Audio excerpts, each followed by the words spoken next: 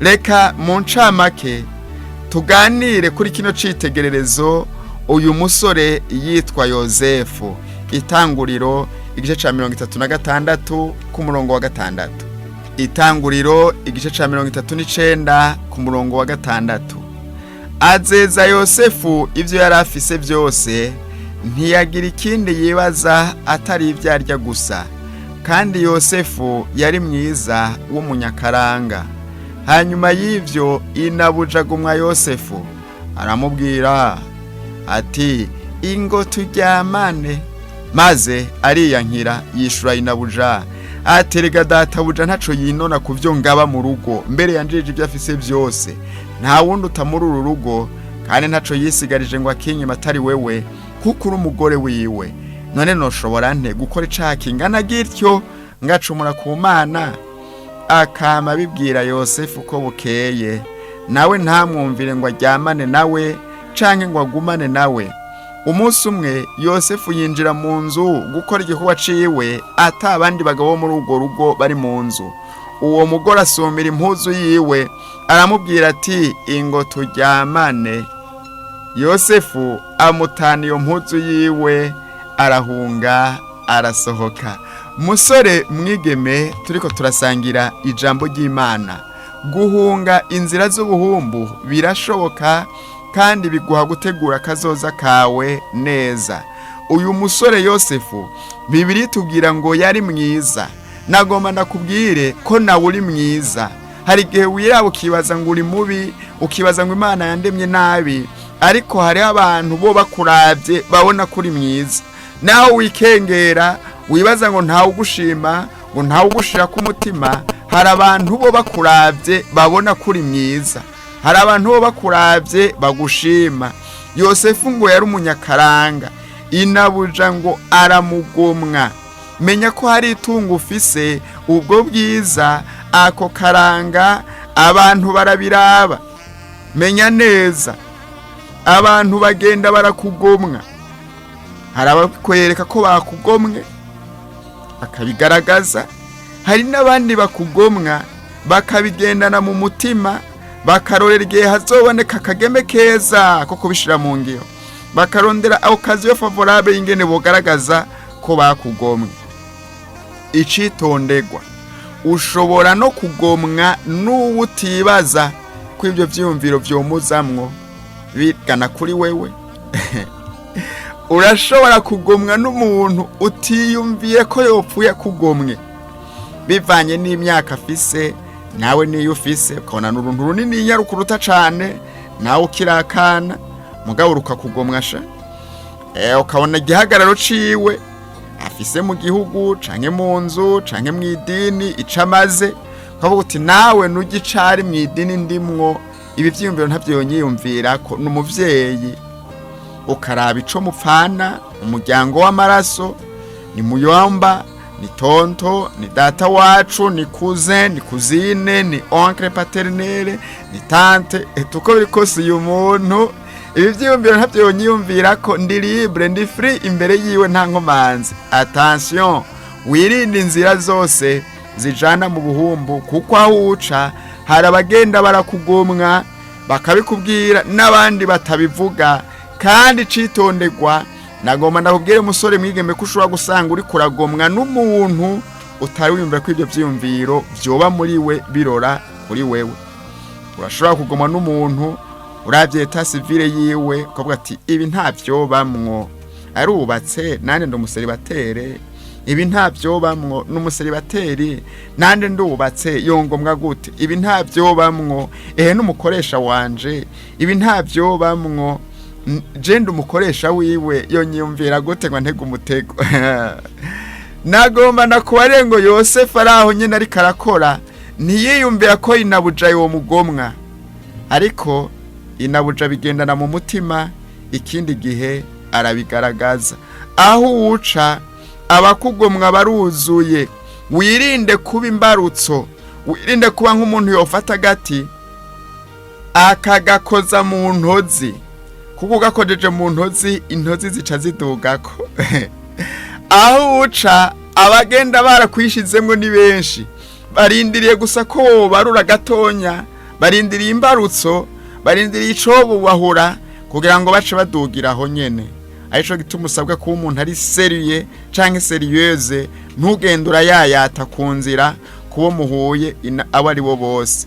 Ngo inabuja abwira Yosefu ati ngo turyamane, ni muri kuwo si muri kazoza ngo urazoza tuzoryamane. Oya musore mwigeme, turi kwijambo rivuga ngo kwirinda inzira zijana mu buhumbu. Ni byiza kumenya abantu mubanye mbega bafise imigambi iyahe. Urashobora kubana n'umuntu wewe yiteguye arindire kugukoresha icaha, yateguye vyankenerwa byose vyangombwa, namba n'amafaranga guhendesha, namba n'andi matungo guhendesha, namba n'akarimi karyoshe, awewe akaba yiteguye muri kubu. Inabuja wa Yosefu yabiteguye neza ati ingo turyamane, pana muri kazoza, muri kubu.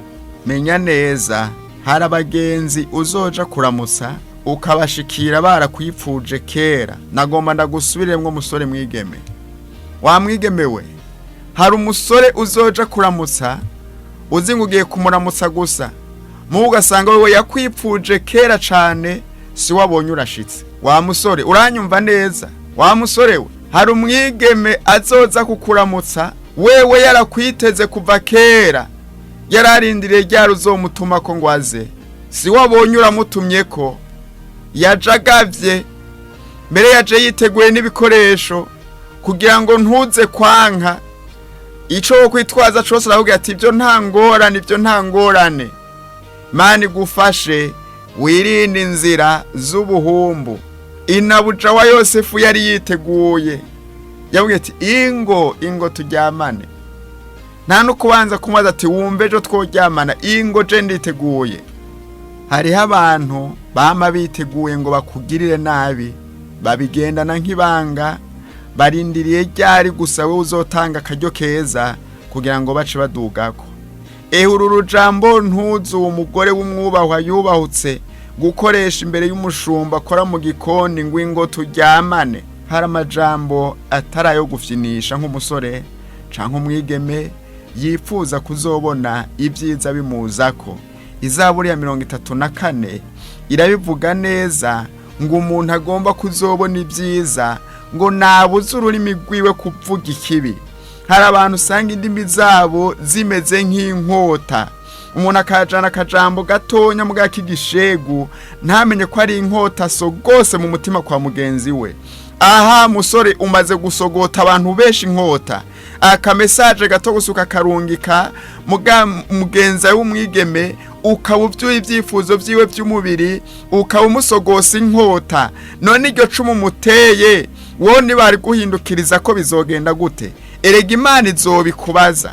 Inabuja wa Yosefu ngo ingo turyamane. Urujambo nk'uko nawo maze imisi ufyinisha utujambo n'utundi duto ngo sheri wanje, baju, shushu wanje, my friend, shugwe ryanje, ndogoba yanje, ewe kimararungu, mwene data, sister, brother, frere, inshuti y'umusaraba, amidora croix. Ubuntu mwene ubwo uri kurazana ubufyinisha wibaza ngo nubusanzwe. Hariho inzira zikwega zijana mu buhumbu, nizo ukwiye kwirinda ugategura ejo hawe neza.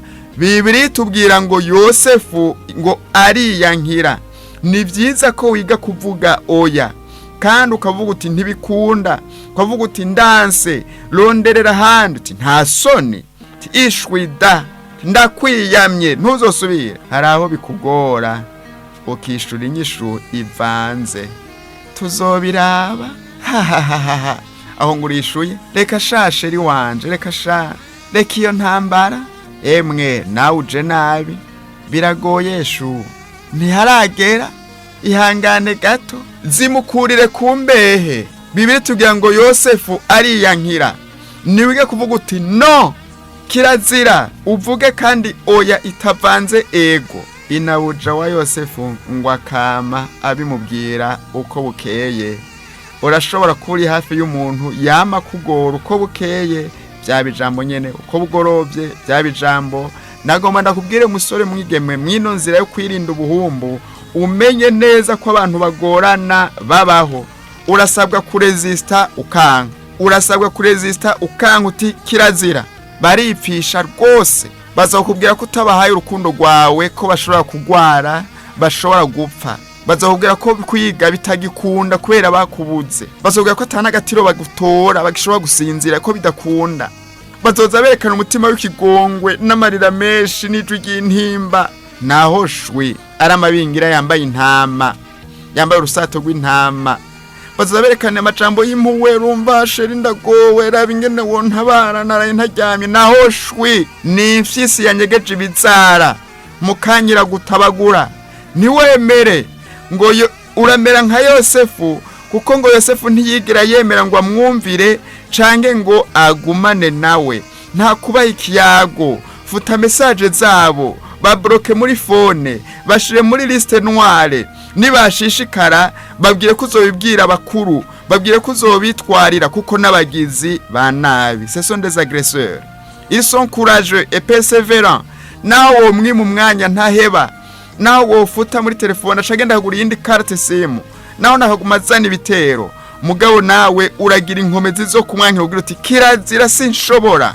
Kwereka wo kwamo wishura ama message yiwe yose, kwereka wo kwamo murindira ngo sinjyama atambwiye ngo jyama, kwereka wo kwamo muri kuri apere yiwe idacika, kubera iki wo kwamizamo connection, kuramwo jyama sinzira kuki wemera ko gutwara umwanya. Maraya arabizi neza kuwo mutegeye ugutwi akumviriza amajambo yiwe ko atijana.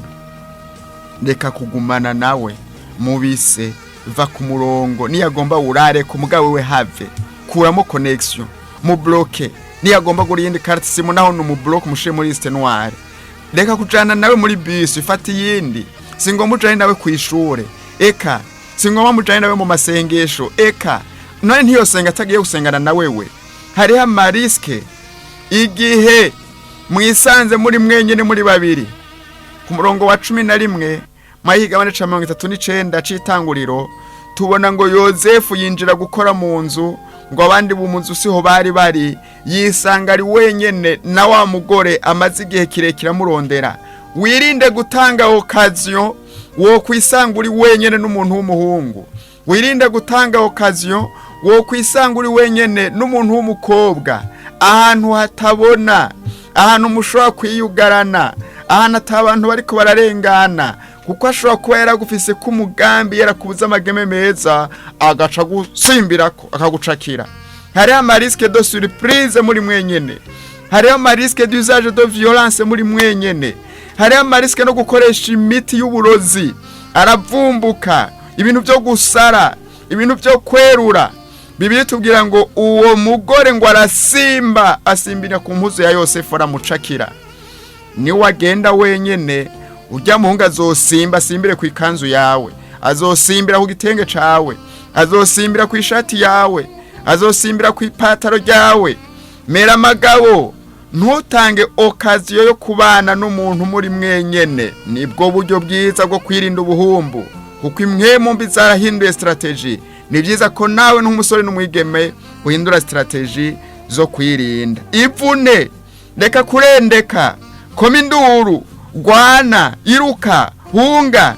Reka gutinya ngo bizomenyekana. Hakuhumana, wokoma induru bikaca habona. Hakuhumana, reka gutinya ngo woba umumaramaje ufatiye ku cari ngo urumva ngo ndavye cari.